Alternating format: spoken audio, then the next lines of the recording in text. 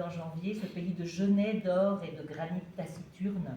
Vous pouvez nous en parler un petit peu? Ça s'appelle la Margerie, je crois. Oui, mais je ne veux pas trop en parler parce que déjà, le journal Le Monde, il y a quelques années, j'étais dans le Caucase et je lis sur l'Internet le journal Le Monde et la première destination mondiale, la plus écologique, était la Margerie. Ah bon? Ah oui, donc j'ai pas envie non plus que tous les gens se précipitent. Donc, mais voilà, on pourrait vraiment parler longuement. Pour aller vite, cette petite patrie natale, j'ai voulu humblement, parce que le langage est l'outil le plus pauvre. C'est l'outil qui est donné à toutes et tous. Et ces mots, ce ne sont pas mes mots, c'est les mots de... j'ai un vocabulaire très restreint, comme vous pouvez le constater, mais je le disais à Christine aussi, que même parfois les illettrés peuvent être de grands poètes, ils ne le savent pas, mais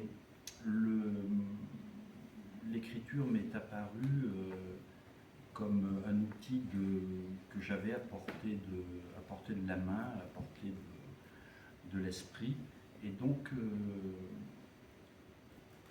des besoins de dire se sont dégagés pour toutes sortes de raisons. Et ma modeste ambition a été de tenter de faire rentrer dans l'histoire contemporaine de la littérature française mon petit bout de terre, comme l'ont fait quelques autres, Michon avec sa Creuse, Richard Millet aussi avec des territoires, Bergogneau, etc. Non pas que j'ai pris exemple sur eux, mais je sais que la vie, elle est partout. Elle est dans les endroits les plus incertains, les plus abandonnés. Et donc, je ne pouvais pas...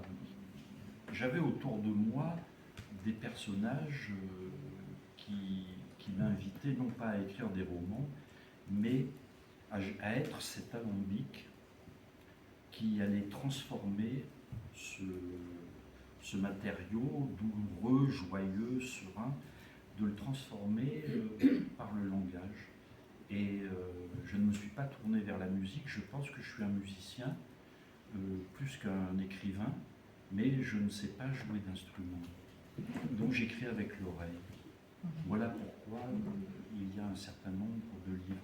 Et la Margeride était un pays très enclavé, qu'il est de moins en moins, parce que pour des tas de raisons, il a pris aux autorités à désenclaver tout ça, donc à faire des larges autoroutes.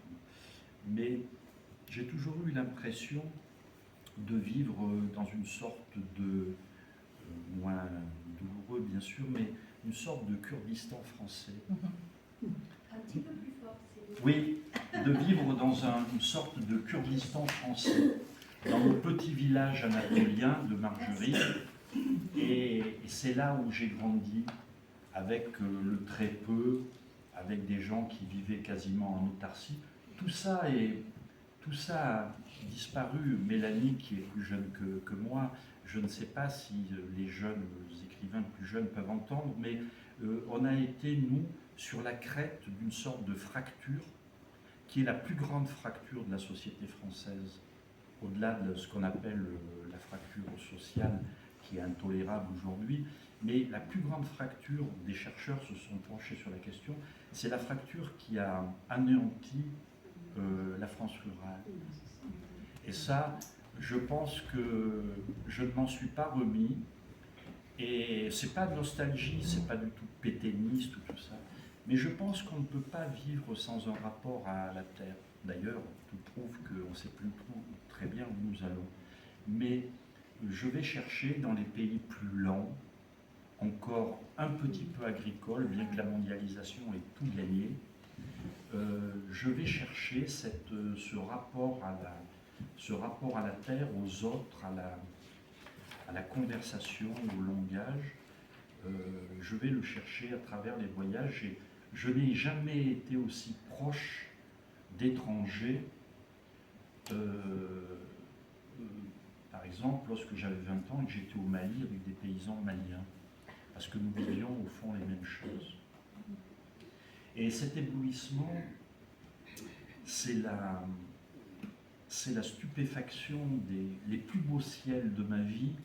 Je les ai vus dans mon petit village natal.